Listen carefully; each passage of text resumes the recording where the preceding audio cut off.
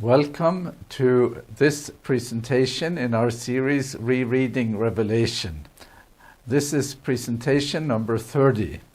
It is number 3 in the Postscript part of our series, doing some perspectives on the book. And it is the last presentation in the entire series, for now at least. And this one will have as a title, Revelation and Voices in Our Time, putting the book of Revelation in conversation with contemporary issues, contemporary concerns. Just before I finish, I'd like to say that this book, my commentary on the book of Revelation, will be an adjunct or a help maybe to others who wish to read more and study more. I am happy to do these videos, but I really do believe in reading more than in listening to videos. I do not think there is a substitute for reading. And let me also mention this book, my book, God of Sense and Traditions of Nonsense. We did a presentation on which voice in the Old Testament has most in common with the book of Revelation. And we said that it is the book of Job.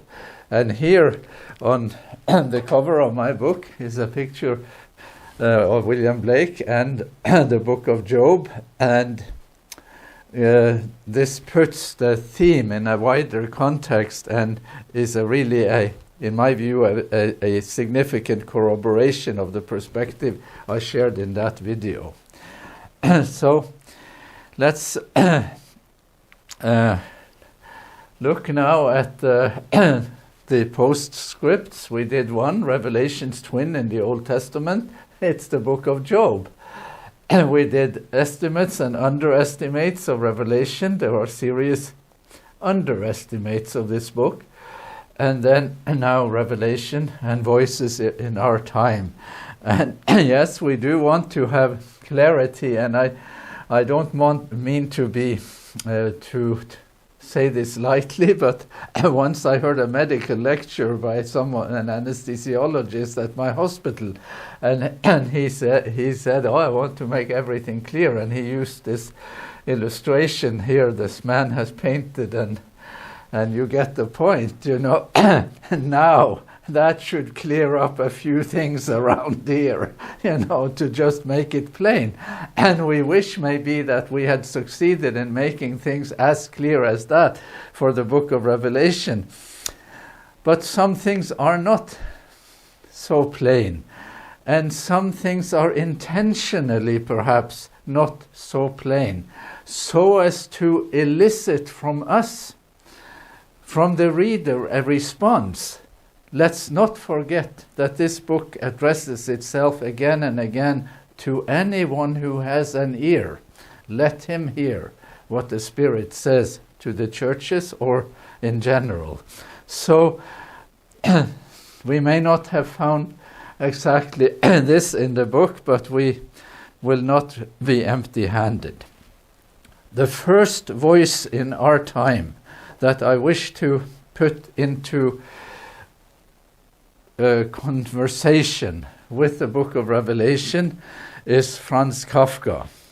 Franz Kafka was a Czech Jew who died very young, who wrote amazing books.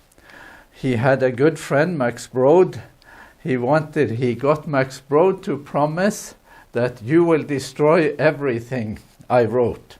We will not publish it. So he thought, the thinking was that when he died, he probably had tuberculosis, that nothing would be left of his writings. He died before World War II, but he writes as though he knows the 20th century. And so there is a historical point in his writings. His most famous books are The Trial and The Castle. And I will be referring to his book, The Trial, the Prozess, because he wrote it in German. And this book has been seen as a commentary on life under totalitarian political systems in the 20th century, where someone can come and knock on your door in the evening and cart you off and you will not be seen again. That is to say, how you live under totalitarian, unaccountable authorities. But there is also a theological issue, a theological sort of subtext, substrate, or substratum in Kafka, and that is, how is it to be a human being existentially under God? Does God talk to you? Is there contact? Is there a way to know? That's the theological thing. And then, just to make it even easier for us here to make the connection, we have the opening lines. This is Kafka. We have the opening line in the book, The Trial. Someone must have been telling lies about Joseph K. For without having done anything wrong, he was arrested one fine morning. His landlady's cook, who always brought him his breakfast at 8 o'clock, failed to appear on this occasion. That had never happened before. Translations vary here. Someone must have been telling lies about Joseph K. One translation says someone must have slandered Joseph K. And suddenly we have the issue of slander up there. The power of misrepresentation that we have found to be such a central theme in the book of Revelation. But that's how the book starts. So he is arrested, but he is not really put in prison. He is sort of confined, and the terms of confinement is really life itself, because he goes around. He does go to his job, he does go to his apartment, but he's always under arrest, and he's always trying to get access to the court. He wants to know, what is it you have against me? What's the problem? And he can never sort of get to it, never get to know. So we, though, as readers, we get to know the outcome from the beginning. And so he wants, he wonders what he should wear one day, because they put him under arrest. What should he wear? And the two people who have come to arrest him, they say, it doesn't matter as long as it is a black coat. And you know right away that the black coat is a giveaway. It means guilty. It means that there will be a verdict against him even before the trial. Who cares about the trial? He is sort of fighting windmills in this book, and this has been seen as the most telling book about human life in the 20th century. The sort of bewilderment, lack of access, feeling that you are under condemnation, feeling that you are abandoned perhaps, what to do. This is the trial. So in the story, and I'm not making many points here, but in the story, in the course of the book, there is a tale told. He has a tale, and there is someone, a farmer, who is trying to get entrance to the law. He wants to get to the court, just like Joseph K. in the book wants to meet his accusers. So before the law stands a doorkeeper on guard. To this doorkeeper there comes a man from the country who begs for admittance to the law. But the doorkeeper says that he cannot admit the man at the moment. So the man stands there waiting, and waits, and waits, and waits, and tries various things. He even tries to bribe the doorkeeper, and the doorkeeper accepts the bribe. He says, well, I don't want you to feel that there was something you didn't try, so I let you do it. And then He waits his whole life, and he is getting old and frail, and he still cannot get through this door. So, at the end, everyone strives to attain the law. Answers the man. How does it come about then that in all these years no one has come seeking admittance but me? So, yes, everyone wants to get in, but no one came here. I am the only one here. What's the problem? The farmer says, the doorkeeper perceives that the man is at the end of his strength and that his hearing is failing, so he bellows in his ear, no one but you could gain admittance through this door, since this door was intended only for you. I am now going to shut it. And that's the end of the story. There is a door, and it's made only for you in this story. And then just to rub it into your wounds, I'm now going to shut it. What Kafka brings to us is the problem of access. No access, door, but you can't get through it. And you can't get to whoever, whatever it is that is on the other side. And then at the end of the book, just as I said, they told him it must be a black coat. So in the end, he will be sentenced to death, and the verdict will be executed. They come for him in the dark of night here, and this book has been made into a movie. So this is from the movie. They come for him at night and take him away in the most undignified way. This is no regular execution, just like there was no regular trial. And then and then these are his last thoughts, Joseph K's last thoughts. As he looked around, he saw the top floor of the building next to the quarry. He saw how a light flickered on, and the two halves of a window opened out. Somebody made weak and thin by the height and the distance, leant suddenly out from it and stretched his arms out even further. Who was that?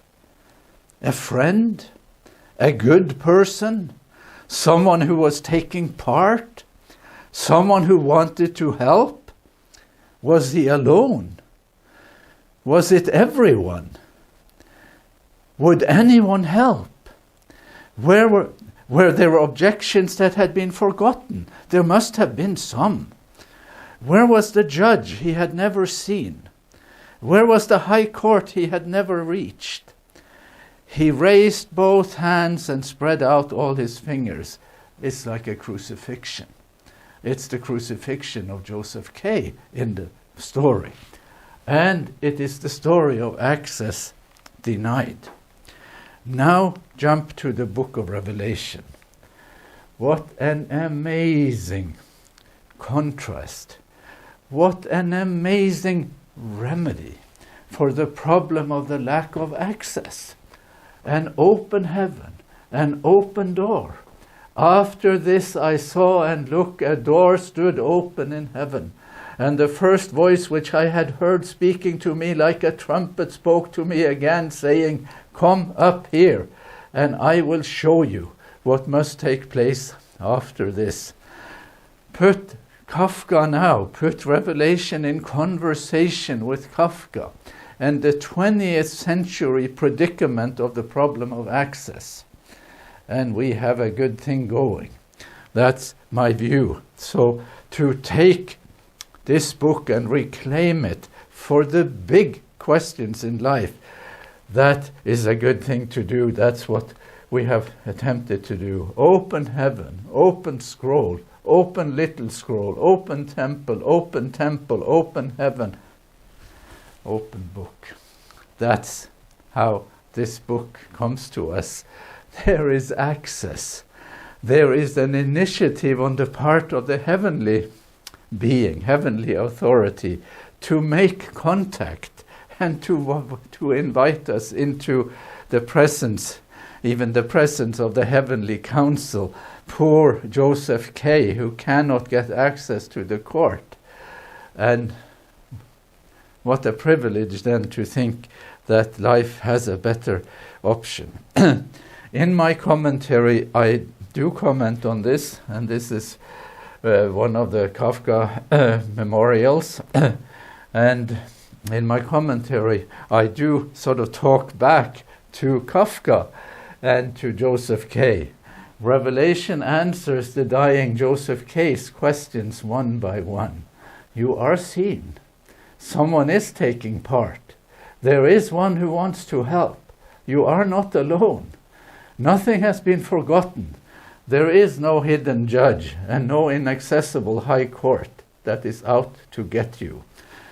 And then with this comes the invitation to enter through the open door for a seat at the table where scrutiny and understanding meet. The second book I'd like to bring into this conversation is a book that also vies with Kafka's The Trial for the prize of the most important novel ever written. And let me just say that if we put 100 scholars, literature people in one room and ask them, now you can go and you can rank the best books, the best novels, the most important novels. I will say that 99 out of the 100 will put Dostoyevsky's The Brothers Karamazov in the top 10, and 99 of 100 would put Kafka's The Trial also on the top 10. And then they will compete, they will slug it out, those two books, for first place. That's how influential these books have been seen and still are seen. Dostoevsky died in 1881. He wrote The Brothers Karamazov as installments in a literary magazine. And Russians were just waiting for the next chapter. When is the next chapter coming? They were just tiptoeing because he held the attention of his reading public in such an amazing way.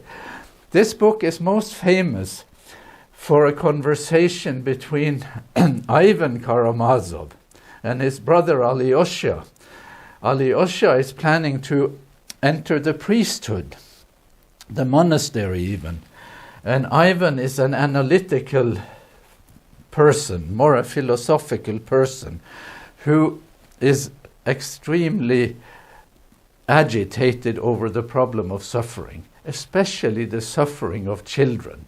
So about 1/3 into the book, there is this conversation between Ivan and Alyosha, where Ivan just hits his brother one blow after another with stories of children's suffering. It is the children I care about, and the stories he tells are so wrenching that I won't even repeat them. But I do have a chapter in my book here, and I think you might just want to to get acquainted with these stories and this thing, this discussion, because when it comes to the theological problem of suffering, Ivan Karamazov of Dostoyevsky's The Brother Karamazov is usually included in that in that conversation.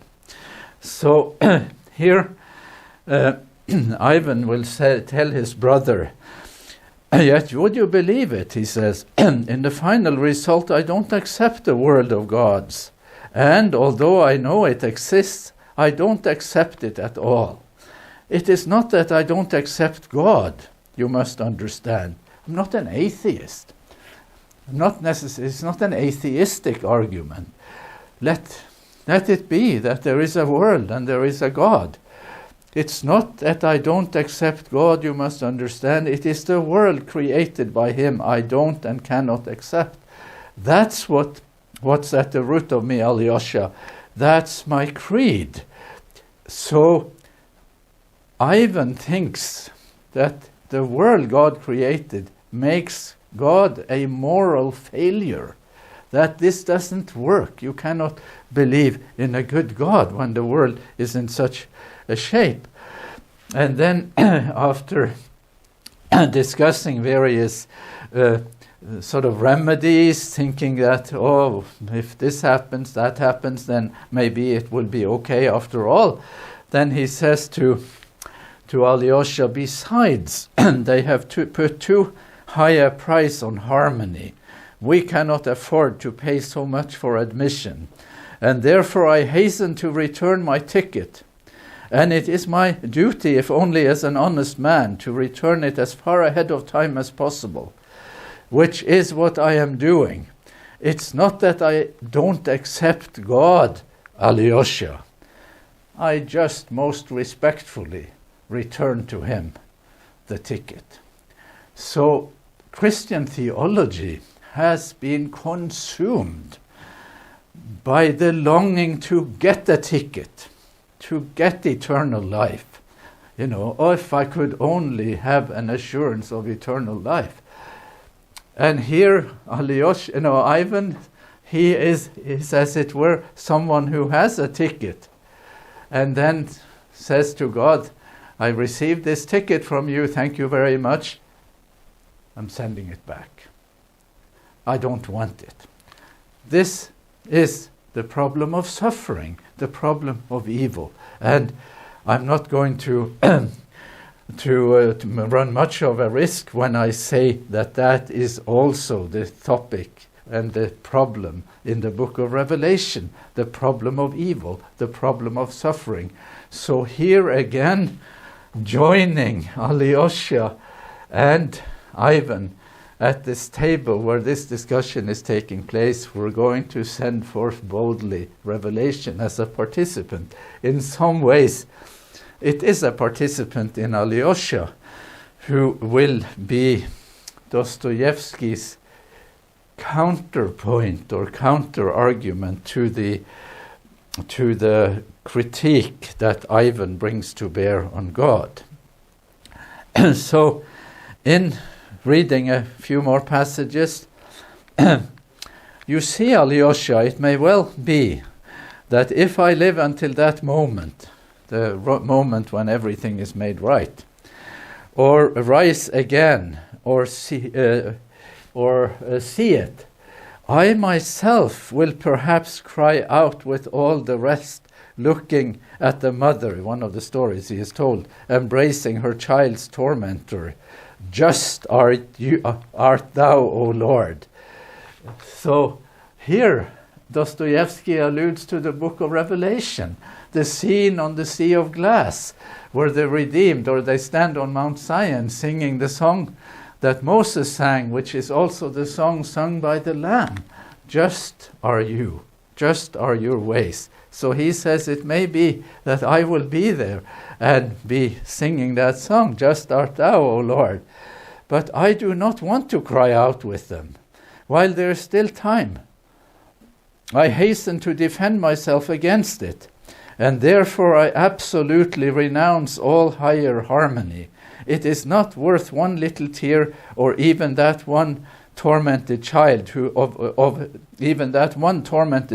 beat her chest with her little fist and prayed to dear God in a stinking outhouse with her unredeemed tears.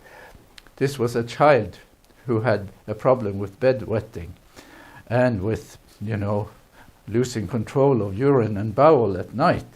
And the mother put the child out in the outhouse freezing at night, in an exceedingly cruel thing for a parent to do. And Dostoyevsky or Ivan Karamazov uses that example to say that this simply exceeds the threshold of tolerance. And even if there was a sort of making up thing, it is not good enough. It's too serious. And then he asks, but how will you redeem them, those tears? Is it possible? Can they be redeemed by being avenged? Everybody thinks, we'll just punish the mother, we'll just punish those who did it, and that will settle it. Well, Ivan doesn't believe in that. That settles nothing. That doesn't balance anything. But what do I care if they are avenged? What do I care if the tormentors are in hell? What can hell set right here? Christian story ends with hell. Supposedly that is something that will put some balance into it. What can hell set right here if these ones have already been tormented? And where is harmony if there is hell? So here are topics for conversation. And guess what? The theology of hell draws heavily on interpretations of Revelation. So here, when we put Revelation into this conversation, we also have to read it better so as not to have that book as a sort of contributor to a misconception of God that is here also in some ways part of Ivan's outlook, Ivan's theology. So a little later in the book, next chapter, the chapter is titled The Grand Inquisitor. Ivan will say to Alyosha, I wrote a poem. And, he's kind of changing the tune, because Ivan is a philosophical person and philosophers don't write poetry. So they write prose and they deal in propositions. So Ivan says somewhat, bashfully, I have written a poem. Well, it isn't a poem. It is a kind of meditation. It's not on rhyme, not poetry in that sense. So I'd like to share it with you, he says. And then he says, this is a story set in the city of Seville in Spain in the 15th century. That's the time when Ferdinand and Isabella retake the rest of Spain that had been under Muslim rule and expel the rulers and go to work to make the world more Christian. So you have the Spanish Inquisition, the origin of that. And then one day in Seville, Jesus comes back to earth in Ivan's poem. He is there. Suddenly he's in the central square of Seville, just like in the old days. Same mild-mannered bearing, same ability to heal the sick. And then the Grand Inquisitor, that's the title of the chapter, the Grand Inquisitor sees Jesus and he gets very upset. So he orders Jesus arrested. And then, so Jesus is put in jail because the Grand Inquisitor, who is the man of the church, doesn't think that it is such a great idea to have Jesus show up here. He has him arrested, and then at night he goes to visit Jesus in jail and has a conversation with him. And he has one thing that upsets him the most. That is that Jesus seems to have believed in freedom. That God seems to be into freedom in a big way. And that Jesus is almost like a freedom maniac. And this is not a good idea. So here is what the Grand Inquisitor will say. You objected that man does not live by bread alone. But do you know that in the name of this very earthly bread, the spirit of the earth will rise against you and fight with you and defeat you, and everyone will follow him, exclaiming, who can compare to this beast? For he has given us fire from heaven. So, so here in this sentence, just like we had the Ivan quoting Revelation, that he will not want to say, worthy art thou, or righteous art thou. Here we have Revelation 13. Who can compare to this beast? For he has given us fire from heaven. So this idea then is, so the sort of short version is that Ivan Karamazov, speaking through the figure of the Grand Inquisitor, faults God, faults Jesus for allowing too much freedom. And he says that the church, we had to fix that problem. We are the ones who love humans because we don't give that much freedom. you just overestimated human beings' capacity to live with freedom. We have taken it back. We have corrected your deed. That's what Ivan says, or the Grand Inquisitor says. Jesus doesn't say nothing. It doesn't say anything in the conversation. At the end, he kisses the Grand Inquisitor on the cheek, and everyone has been wondering, why in the world does he do that? You know. So you can compare with the beast. That is a biblical allusion, and again, a reminder that this book belongs in conversation with our other, with Revelation, or they talk to each other. So again, the Grand Inquisitor, still speaking to Jesus, instead of taking over men's freedom, you increased it and forever burdened the kingdom of the human soul with its torments. There are only three powers on earth capable of conquering and holding captive forever the conscience of these feeble rebels. For their own happiness, these powers are miracle, mystery, and authority. And he will say that's what the church will do, and help humans that way. So, admittedly, this topic, freedom and unfreedom, though that is a concern in the book of Revelation. And the book of Revelation weighs in on which side? It weighs in on the side of freedom. And we would need a much longer conversation about it, but let the conversation start there. At the end of the poem, or here is Ivan talking, and here is Alyosha responding to his poem. So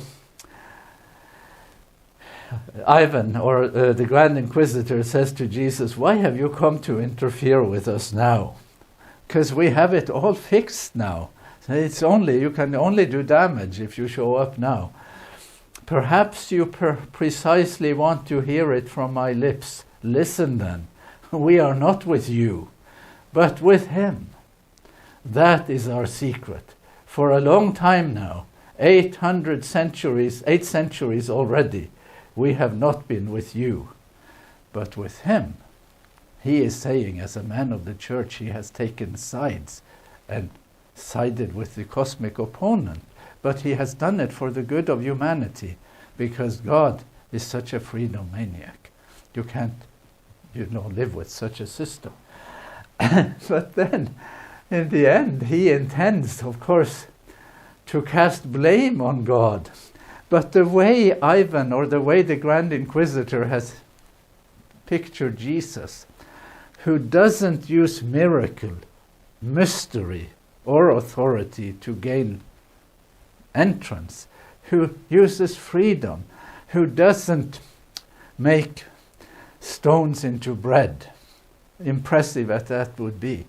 And when they ask him, "Come down from the cross and we will believe in you," he doesn't come down from the cross, but we may still believe in him for some other reason. So he doesn't use miracle, because miracle would in some ways be a coercive element. It would sort of put weight on one side of the scale. That wouldn't be right. So he intends to blame Jesus. But Alyosha, he hears it differently. "But that's absurd," he cried, blushing. "Your poem praises Jesus.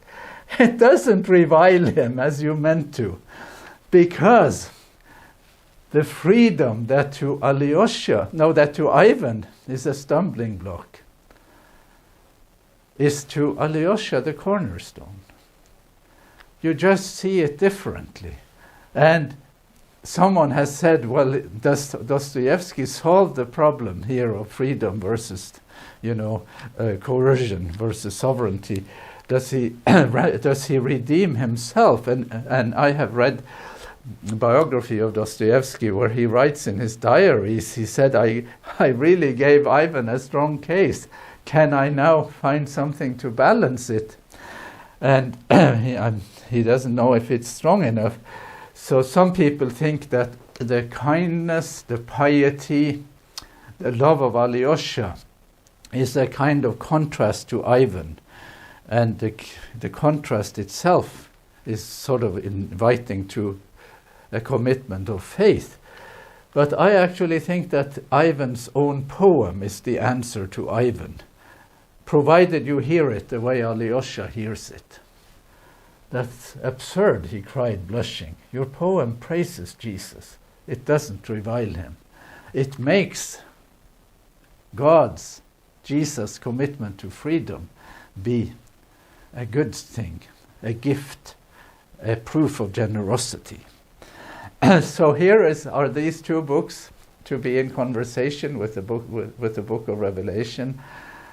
Kafka, with the problem of access or lack of access, and Dostoyevsky, the Brothers Karamazov, with the issue of the suffering. And now I have one more thing I want to share about the endings of Revelation, and I want to share a little poem that I have written to conclude.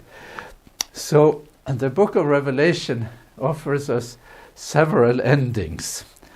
There is an ending in the last letter, there is the ending of the book, the last word, and there is an ending of the revelation, the message of the book.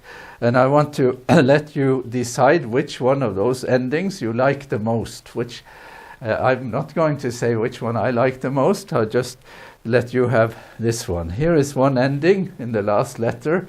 Is this the scene you will like the most? Look, I have taken up my position at the door, and I stand there knocking. If anyone hears my voice and opens the door, I will come in to eat with him or her, and he or she with me. Is that an ending that you can cherish or appreciate?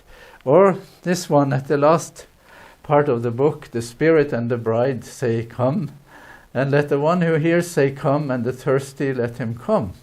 And the one who would like to have it, let him and her take the water of life as a gift. That is the ending of the book, and it is not too much to claim that the revelation itself might just want to leave that as the scene that lingers. And then there is this one. This is in the sequence of the seven seals, I'm sorry. And this too is what I will call the last view, the sort of seeing what is going on in the heavenly realm, in the heavenly council, seeing that after the Lamb has broken the seventh seal, what happens there. And when the Lamb opened the seventh seal, there was silence in heaven for about half an hour. Should that be the last image?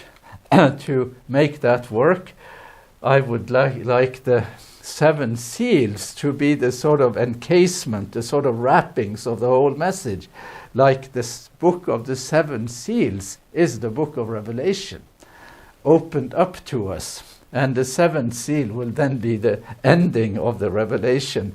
And the trumpets and the bowls, you can pack them into that sort of envelope. Well, that's an option. And now I wish to share my poem. I have called it Silence in Heaven. I wrote it just after I had finished my commentary on the book of Revelation. The sun was shining in heaven, but there was that vexing scroll, like a nuclear bomb in the middle, exacting unbearable toll.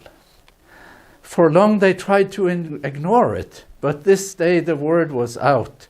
'Twas time to face the music. I heard it, the loudest shout.